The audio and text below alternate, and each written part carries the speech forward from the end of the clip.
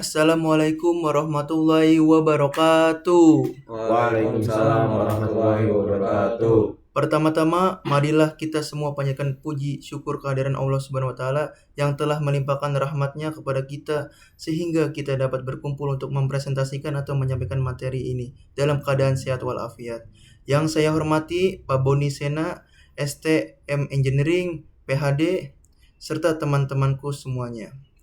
Baik, di sini saya dan kawan-kawan kelompok saya akan membahas dan mempresentasikan tentang membuat proyek aplikasi GUI, kalkulator, pH, asam basah, dan visualisasi data Google Sheet. Oke, di sini ada anggota kelompok kami. Yang pertama ada Angga Muhammad Najib, yang kedua ada Azril Aditya, yang ketiga ada Ivan Maulana, yang keempat ada Muhammad Fahmi, yang kelima ada saya sendiri. Oke. Nah, ini ada sub pembahasan. Yang pertama, menjelaskan proyek aplikasi GUI MATLAB, kalkulator menghitung pH asam basah. Yang kedua, membuat dashboard berdasarkan data dummy. Izin masuk ya teman-teman. Di sini saya akan menjelaskan di poin pertama, yaitu aplikasi GUI MATLAB, kalkulator, pH, asam basah. Jadi di sini tujuannya dibuat kalkulator pH asam basah itu untuk mempermudah perhitungan tingkat keasaman atau kebasahan suatu larutan. Dalam bidang kimia, pH adalah ukuran yang menunjukkan konsentrasi ion hidrogen H+ dalam larutan, yang penting dalam berbagai aplikasi mulai dari penelitian laboratorium hingga proses industri.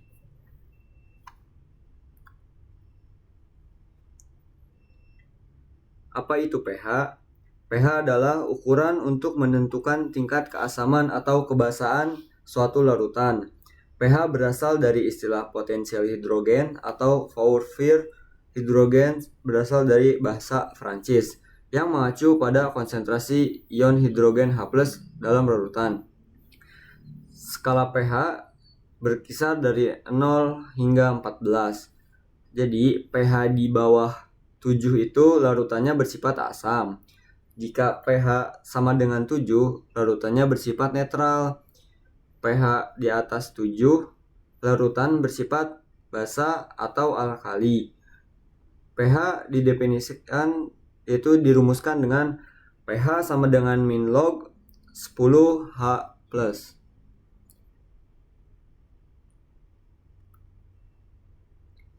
Tujuan kalkulator pH ini dibuat untuk apa? Untuk membantu atau mempermudah berbagai pekerjaan yang melibatkan pengukuran atau kontrol pH baik dalam pendidikan, penelitian, maupun aplikasi praktis di berbagai industri. Hal ini memungkinkan kita membuat keputusan lebih cepat dan akurat. Baik, izin masuk. Perkenalkan, nama saya Ivan Maulana. Nah, di sini saya akan menjelaskan tentang komponen GUI yang membuat kalkulator pH dan struktur program. Berikut adalah komponen GUI. Yang pertama itu ada figur atau jendela utama. Kode ini digunakan untuk membuat jendela kalkulator pH dengan ukuran tertentu dan pengaturan warna latar belakang.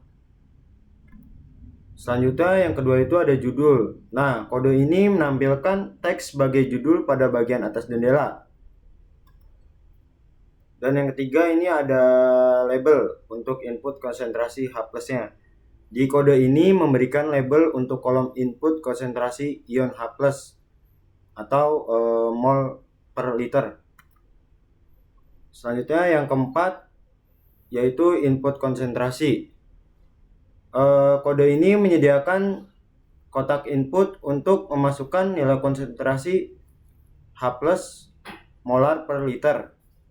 Dan selanjutnya yang kelima itu tombol hitung. Tombol yang memicu perhitungan pH ketika diklik. Dan yang terakhir yang keenam, pada bagian komponen GUI ini yaitu label untuk menampilkan hasil, yang dimana kode ini menampilkan isi pH-nya itu yang dihitung beserta kategori asam, netral, atau basa. Nah, selanjutnya saya akan menjelaskan langkah-langkah membuat GUI. Yang pertama itu membuat GUI ini, kode ini dimulai dengan membuat sebuah figur yang menampung seluruh antarmuka grafis. Dan elemen GUI ini seperti teks, input, tombol, dan hasil dihitung ditambahkan ke dalam figur tersebut. Dan yang kedua ini menambahkan label dan input. Label ini memberikan petunjuk kepada pengguna tentang apa yang harus dimasukkan ke konsentrasi H+. Kotak input ini memungkinkan pengguna untuk memasukkan konsentrasi ion H+ dalam molar per liter. Nah, selanjutnya ada tombol untuk perhitungan. Tombol yang dengan diberi label hitung pH untuk memanggil fungsi kalkulator pH-nya ini ketika diklik. Dan tombol dengan label hitung pH ini diatur untuk memanggil fungsi ketika diklik. Dan yang keempat ini ada fungsi perhitungan pH. Nah, fungsi kalkulator pH ini mengambil nilai dari input konsentrasi H+, memvalidasi input, menghitung pH dengan rumus pH sama dengan min log H+, dan menampilkan hasilnya. Jika tidak valid, misalnya nilai tidak dapat diubah menjadi angka atau kurang dari atau sama dengan 0, pesan kesalahan akan ditampilkan.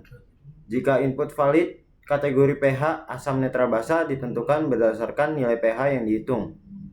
Dan yang terakhir adalah menampilkan hasil. Hasil pH ini beserta kategori ditampilkan di bagian bawah antarmuka melalui label pH result.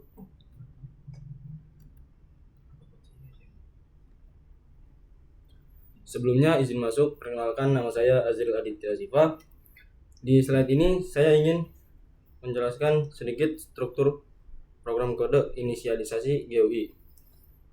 Inisialisasi GUI itu ada dua, figur, ini kontrol.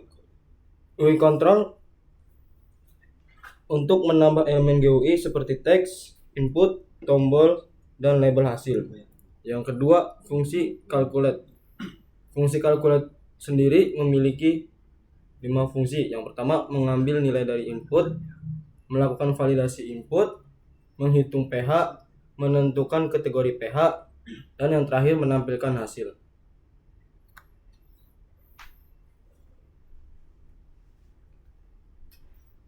Ayo kita lihat pembuatan program beserta penjelasannya.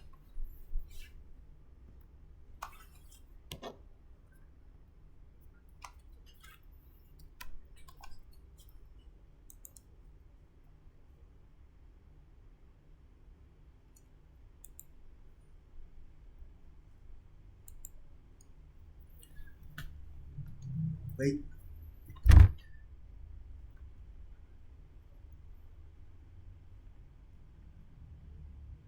Baik, di sini saya akan menjelaskan kode membuat aplikasi menghitung pH.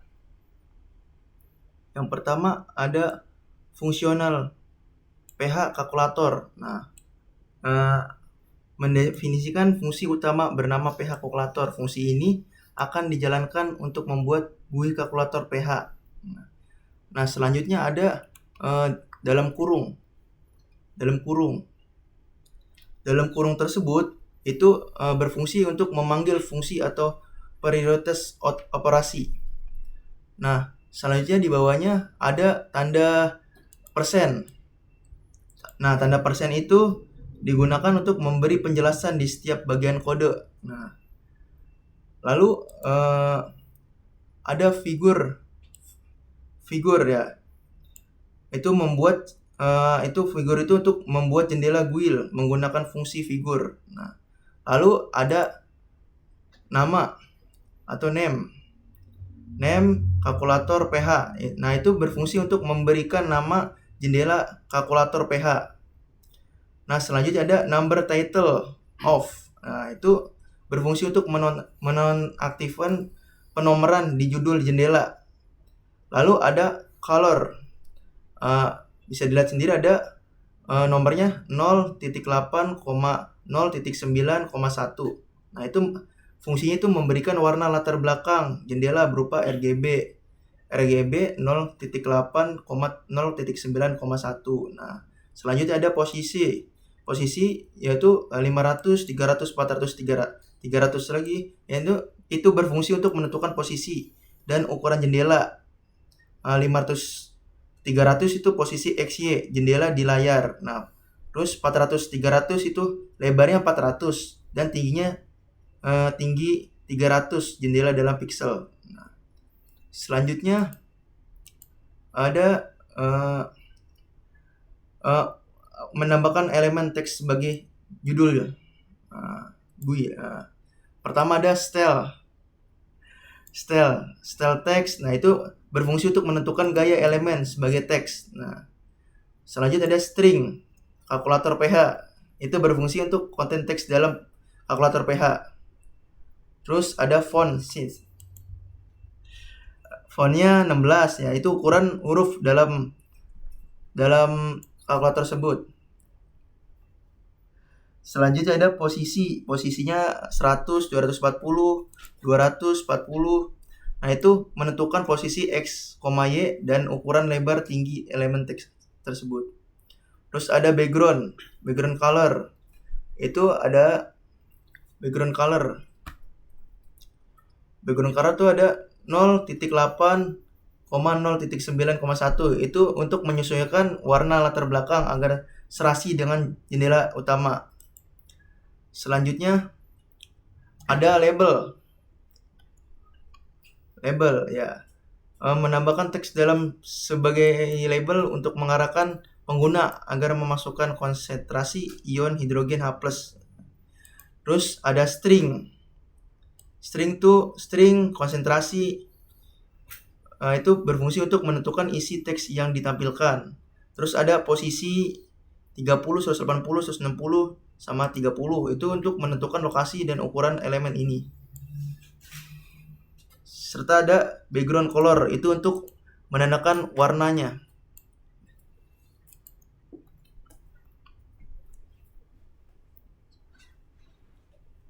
Izin masuk, perkenalkan nama saya Muhammad Fahmi Aliansyah. Di input konsentrasi itu fungsinya membuat kotak input bagi pengguna untuk memasukkan konsentrasi. Lanjut di style edit itu untuk menentukan bahwa elemen ini adalah kotak teks untuk input data. Lanjut di position 200, 185, 150 dan 30 menentukan posisi dan ukuran kotak input pada antarmuka grafis. 200 dan 185 itu menentukan koordinat pojok kiri bawah kotak input. Di 150 dan 30 lebar dan tinggi kotak input. Hardcode input adalah handle atau referensi ke objek UI ini yang memungkinkan program mengakses data yang dimasukkan. Tombol hitung fungsi membuat tombol untuk memicu proses perhitungan pH. Style push button itu untuk menentukan bahwa elemen ini adalah tombol. String hitung pH untuk menampilkan teks hitung pH pada tombol. Font size 12 untuk font untuk teks pada tombol. Position 140, 120, 120 dan 40 untuk menentukan posisi dan ukuran tombol. 140 dan 120 menentukan koordinat pojok kiri bawah tombol. 120 dan 40 lebarnya itu 120 dan tingginya 40 tombol.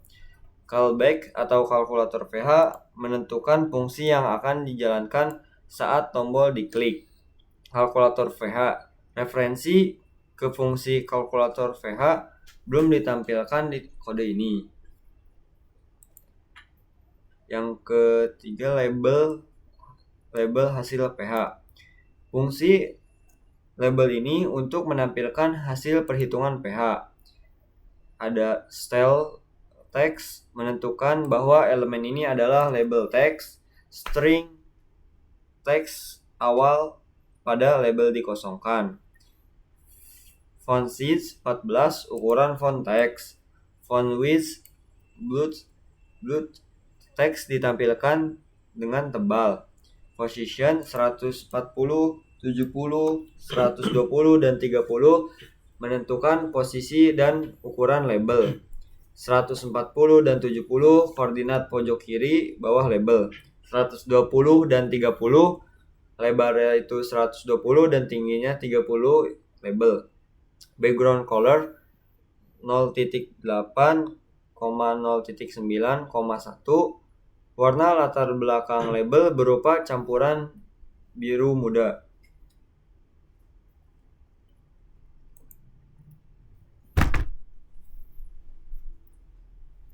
Baik, izin masuk. Perkenalkan, nama saya Angga Muhammad Najib. Melanjutkan penjelasan dari teman-teman saya untuk menjelaskan kode perbarisnya. Nah, di sini terdapat fungsi untuk menghitung pH. Nah, fungsi untuk menghitung pH. Lalu ke bawahnya fungsi calculate pH. Di sini juga ada parameternya. Nah, fungsi ini mendefinisikan sebuah fungsi bersarang bernama calculate pH. Fungsi ini dipanggil saat tombol hitung pH ditekan pada GUI. Kemudian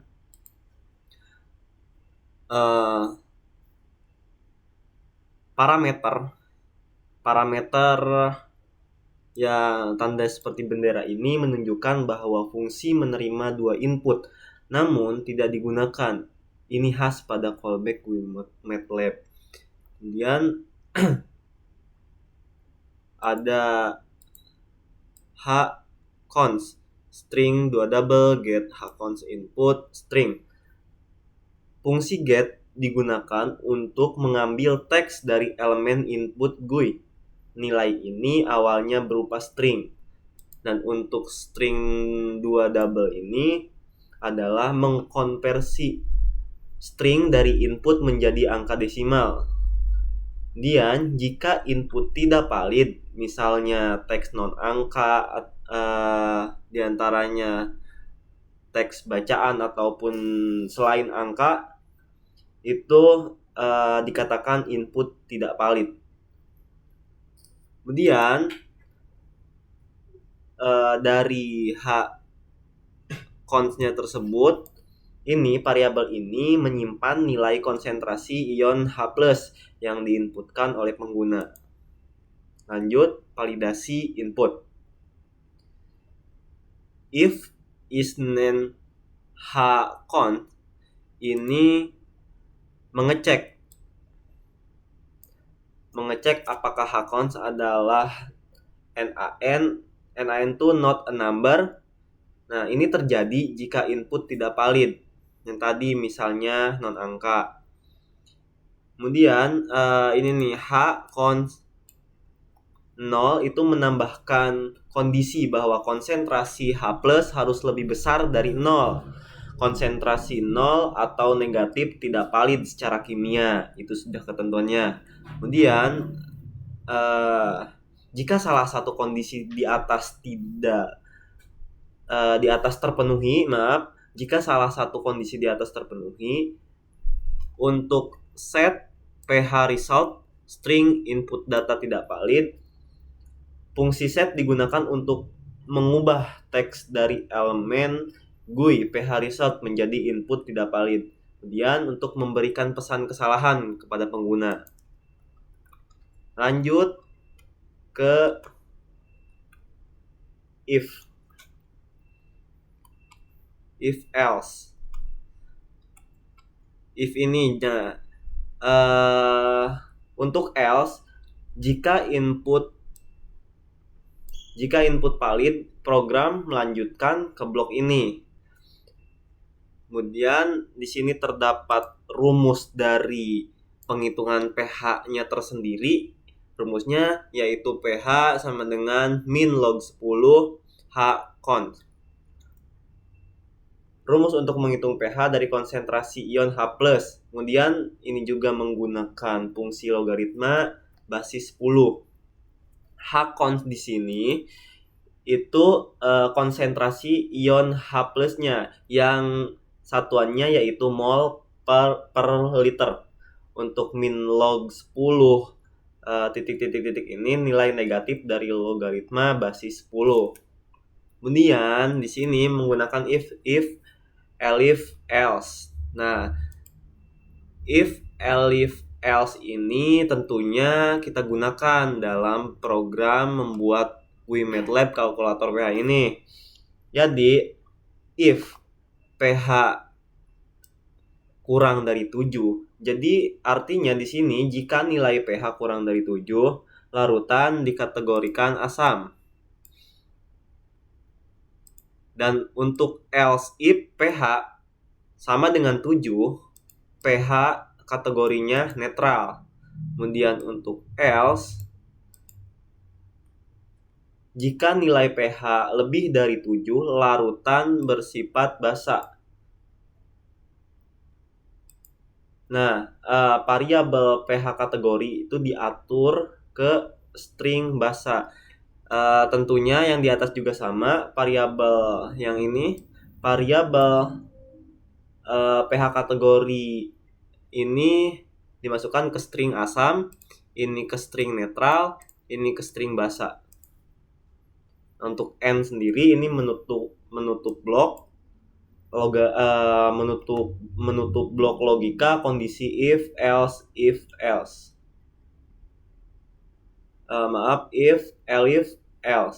Kemudian untuk tampilan hasil. Untuk tampilan hasilnya sendiri ini membuat string hasil perhitungan dalam format tertentu. Nah, untuk persen ini, persen 2F menampilkan nilai pH dengan 2 angka desimal. Kemudian persen S ini menyisipkan kategori larutan asam, netral, atau basa. Set pH result strings printf dan selanjutnya itu adalah menampilkan hasil perhitungan di elemen GUI pH result. Untuk N yang pertama, untuk N yang pertama ini itu untuk menutup yang tadi, menutup if else utama yang memvalidasi input. Untuk N yang kedua itu menutup fungsi calculate pH. Dan untuk yang N ini itu untuk menutup fungsi utama induk yang mendefinisikan seluruh GUI.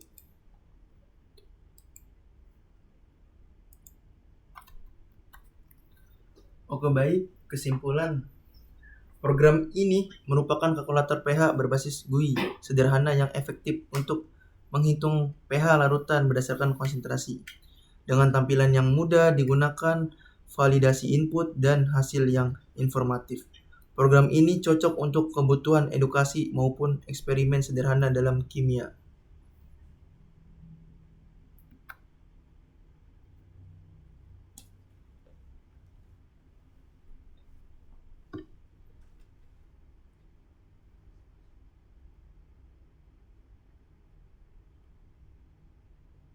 Baik, di sini ada visualisasi data. Izin masuk, saya Muhammad Najib. Jadi visualisasi data ini melatar belakangkan bahwa alasannya dibuat visualisasi data untuk pertama kemudahan pengguna. Mengapa kemudahan pengguna? Jadi antar muka intuitif membuat visualisasi seperti grafik, diagram. Nah, itu dibuat dengan mudah. Kemudian yang kedua, penyajian efektif. Penyajian efektif yang berarti membantu menyampaikan informasi dari tabel data secara jelas dan menarik. Yang ketiga, alat terintegrasi. Jadi mendukung analisis, perhitungan, dan presentasi data sekaligus. Lalu selanjutnya, efisiensi.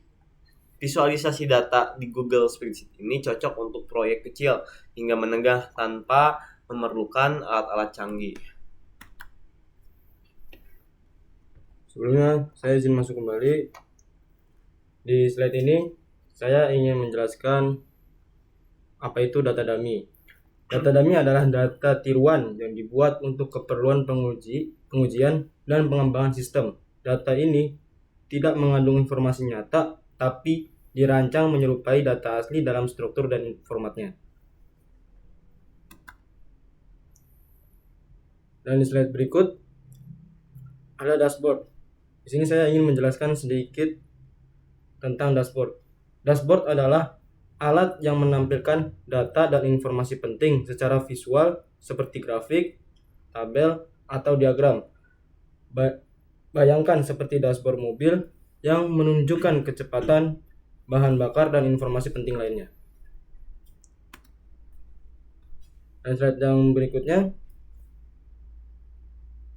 adalah rumus untuk mencari parameter seperti jumlah, rata-rata, maksimum, minimum. Untuk jumlah rumusnya adalah sama dengan sum. Untuk rata-rata rumusnya adalah sama dengan average. Yang berikutnya, parameter maksimum menggunakan rumus sama dengan max. Yang terakhir, parameter minimum menggunakan rumus sama dengan min.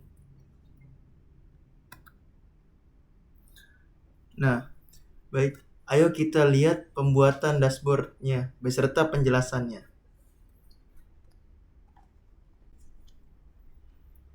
Nah, baik, di sini sudah di tampilan Google Spreadsheet. Di sini belum ada apa-apa.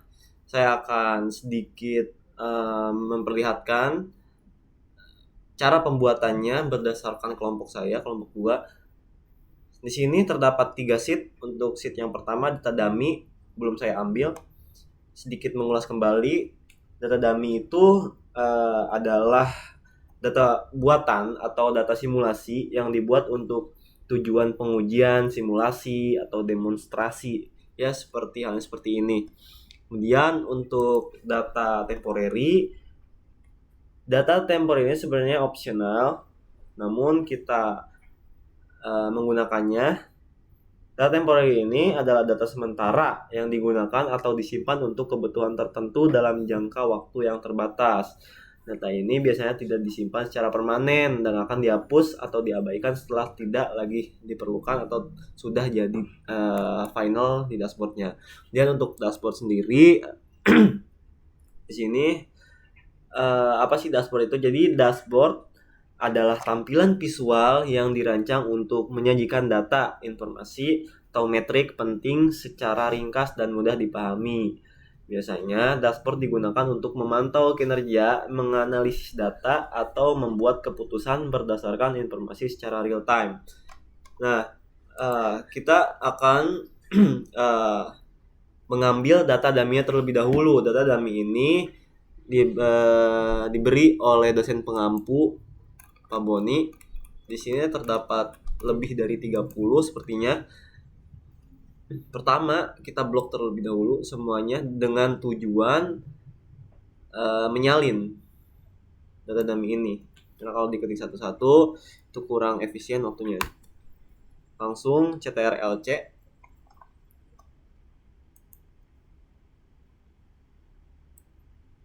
Kita blok. CTRL-P. Nah, di sini terdapat 44 ternyata. Kita ambil 30 saja. Ketentuannya 30. Kita hapus.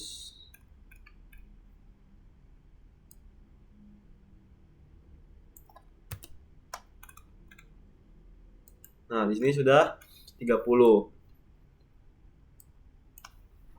Kita rapikan sedikit. Nah, di sini terdapat banyak sekali kolom dan banyak sekali baris-baris ya. Di sini ada order date, region, rep, item, unit cost, total. Order date sebagai data tanggalnya, data tanggal bulan, kemudian tahun, terus region ini wilayah, perwakilan, item, unit dan lain sebagainya hingga total. Kemudian kita akan mengkategorikan semua ini, karena kalau misal kita tidak mengkategorikan atau tidak meringkas semua ini akan, jika dibuat diagram, maka diagramnya akan tidak rapi, acak-acakan, dan juga terlihat tidak estetik. Nah, untuk cara dari meringkas data-data tersebut ada, yaitu namanya pivot table. Bagaimana caranya? Jadi kita blok terlebih dahulu semua.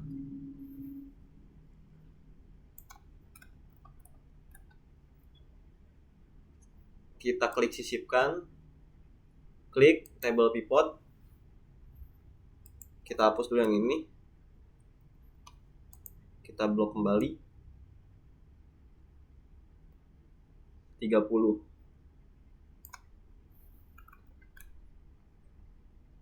Klik OK. Pilih sheet baru saja, kemudian buat. Nah, berhubung kelompok kita ingin data tersebut itu diringkas sebagai jumlah unit untuk setiap region oleh item saja. Jadi kita pilih yang disarankannya yang kedua. Yang ketiga, maaf. Jadi untuk kelompok kita itu jumlah unit untuk setiap rep, gitu, jumlah unit untuk setiap perwakilan.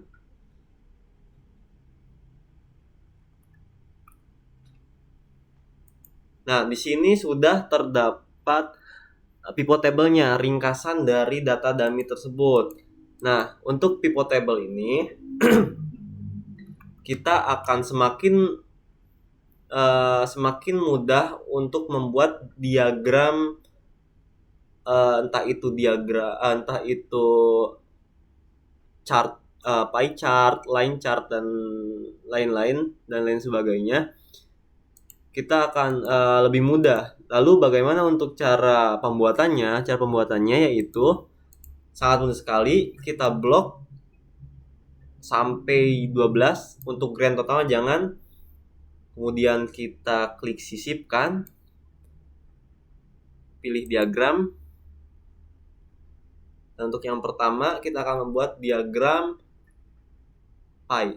Untuk pie sendiri ini menyajikan persenan.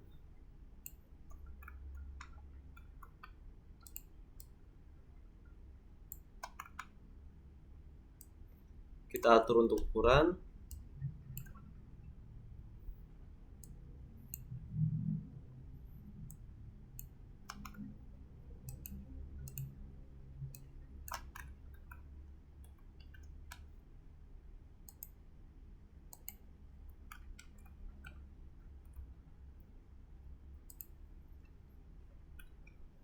Kemudian kita akan menjanjikan 4 chart dari data yang sudah dipivotkan.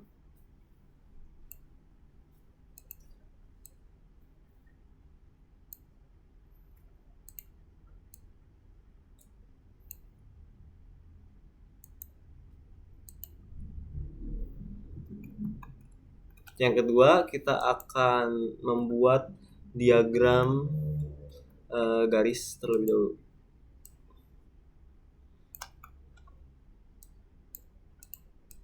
Kita atur. Lalu ulangi seperti tadi, namun dengan cat yang berbeda.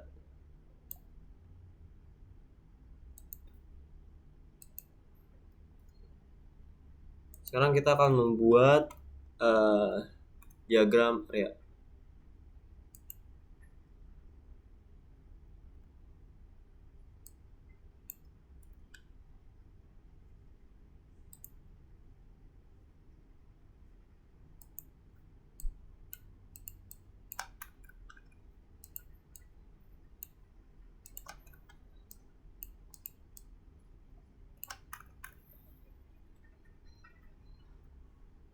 Dan ulangi kembali. Untuk yang terakhir kita akan membuat diagram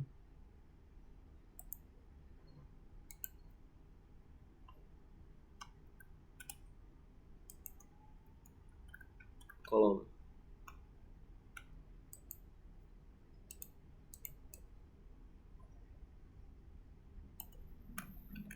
Nah, di sini kita sudah membuat 4 diagram. Ada diagram lingkaran, ada diagram garis, diagram kolom, dan diagram area. Kemudian dalam dashboardnya pun kita akan masukkan parameter. Untuk parameter sendiri ada yang tadi dijelaskan dalam PPT. Nah, untuk parameternya sendiri itu ada jumlah, rata-rata, maksimum, dan minimum. Untuk mencari parameter tersebut menggunakan rumus yang ada di sampingnya. Bagaimana cara untuk membuat parameter tersebut? Pertama, kita salin dulu.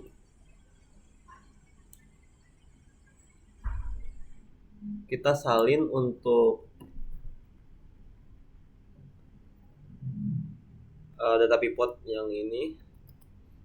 Kita pindahkan ke data temporary.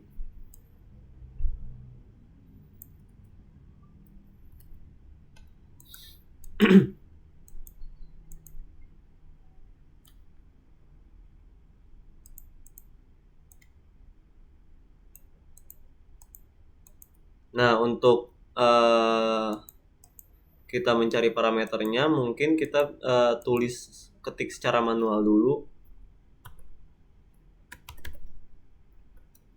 Karena yang ini grand totalnya tidak bisa dihapus.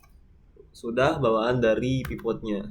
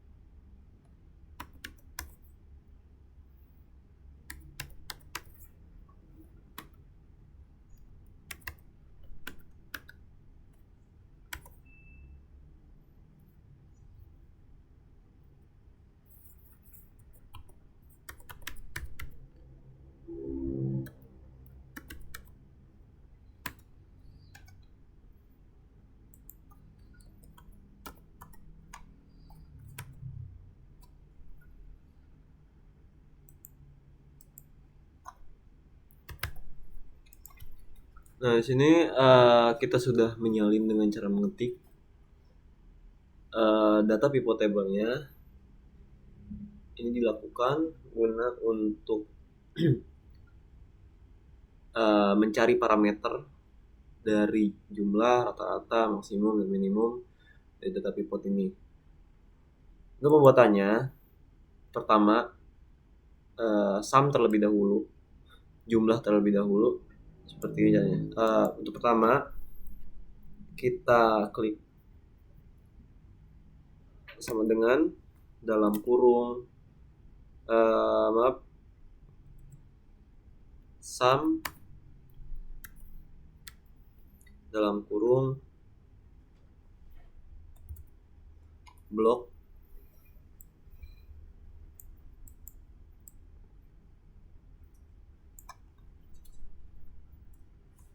tutup, enter.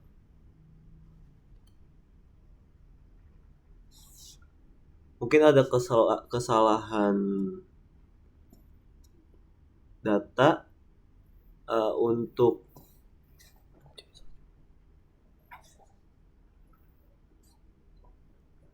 akan saya cek kembali.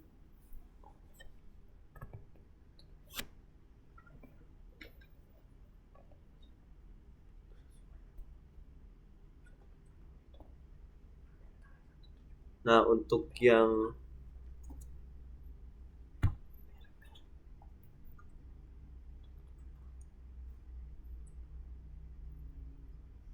yang parents di sini tidak terdata, kita akan data kembali.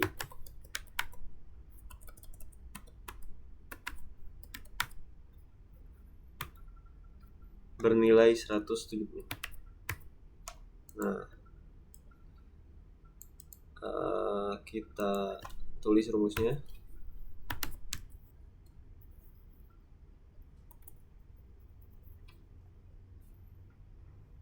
Blok dan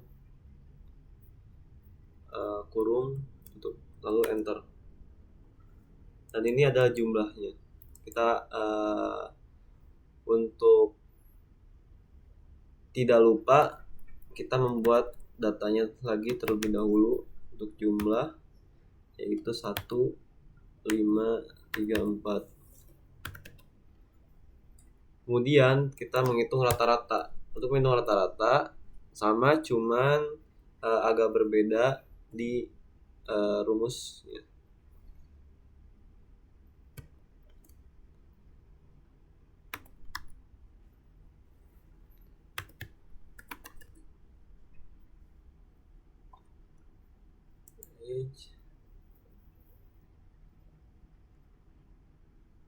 Nah, untuk rata-ratanya bernilai 139,45.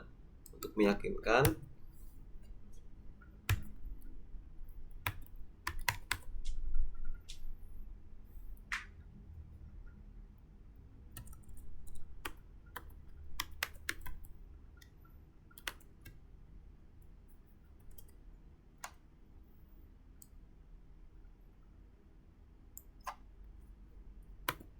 ya benar.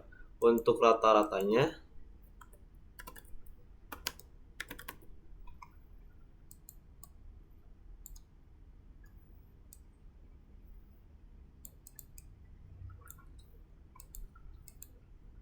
yaitu 139,45.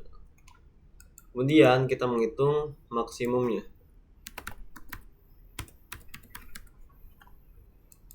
Untuk maksimum pun sama, yaitu sama dengan max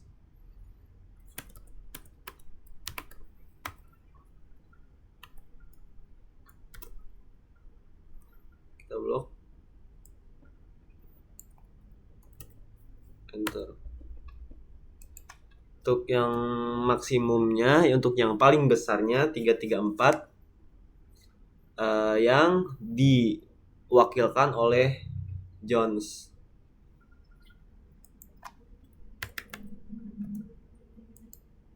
Dan untuk yang minimumnya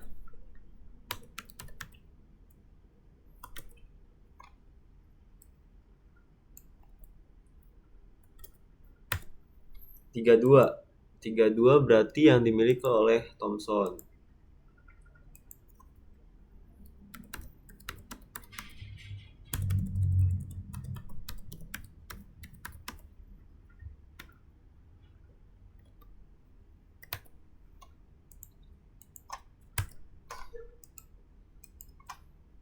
Untuk parameter ini untuk nilainya. Kita buat tabelnya, kita edit.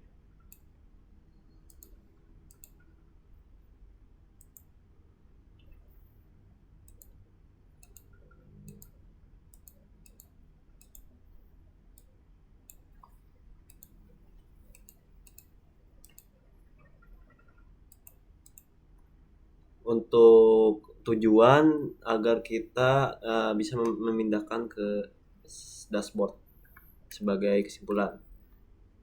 Nah, langkah selanjutnya kita akan menampilkan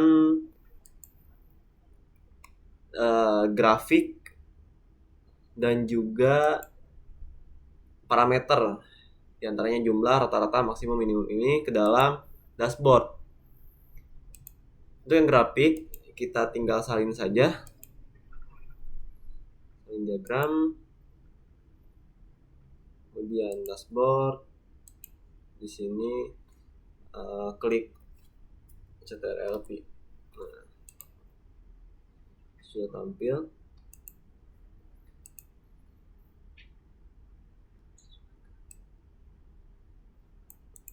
Nah, sama lakukan hal yang sama terhadap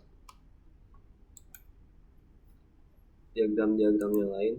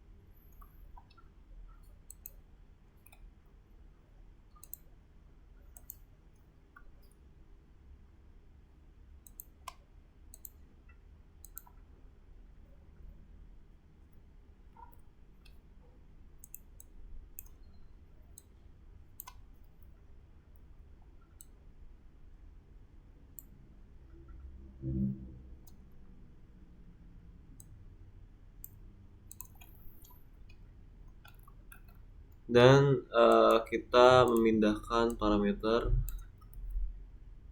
jumlah, rata-rata, maksimum, minimum dari data pivot tersebut.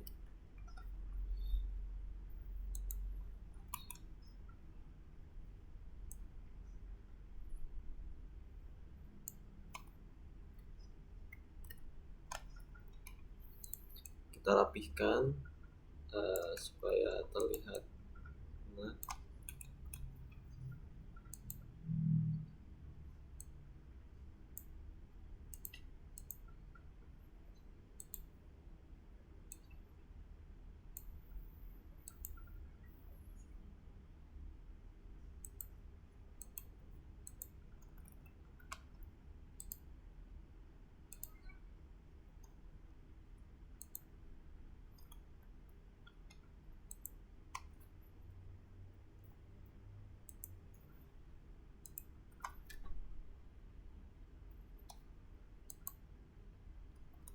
dan ini untuk tampilan dashboardnya, hasil akhir dari si membuat grafik dari pivot table 1 ini.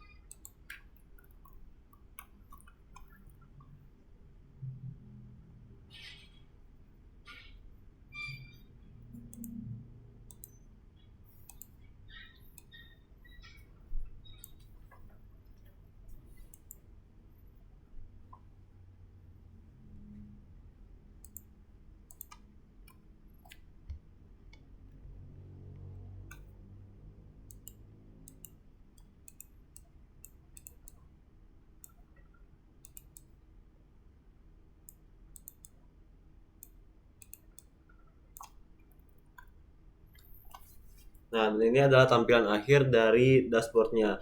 Sini terdapat 5 macam, ada parameter, ada diagram lingkaran, ada diagram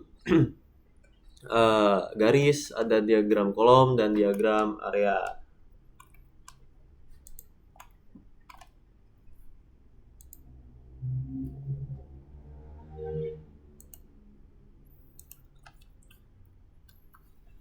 Nah, baik, izin masuk. Perkenalkan, nama saya Bayu Haji Pramesti. Jadi kesimpulan dalam pembuatan grafik pada dashboard ini, yang pertama ada visualisasi data. Nah, grafik garis, batang, dan pi digunakan untuk memvisualisasi data penjualan berdasarkan perwakilan. Nah, setiap jenis grafik memberikan perspektif yang berbeda untuk memahami data seperti tren, distribusi, dan kontribusi masing-masing perwakilan. Nah, yang kedua, komponen penting dashboard. Parameter utama berisi ringkasan data berupa jumlah total, rata-rata, dan nilai maksimum, membantu memberikan gambaran umum secara cepat. Terus ada interaktivitas. Nah, berisi penggunaan warna dan jenis grafik yang beragam meningkatkan daya tarik visual dan kemudahan interpretasi. Nah, yang ketiga ada proses pembuatan. Nah, data diproses menggunakan alat seperti Microsoft Excel untuk menghasilkan grafik.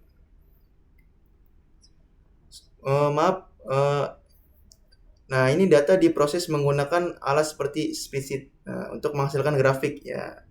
Nah, pemilihan grafik yang sesuai berdasarkan jenis data sangat penting untuk menyampaikan informasi secara efektif. Yang keempat, membantu pengambilan keputusan dengan cepat berdasarkan data yang terorganisir. Nah,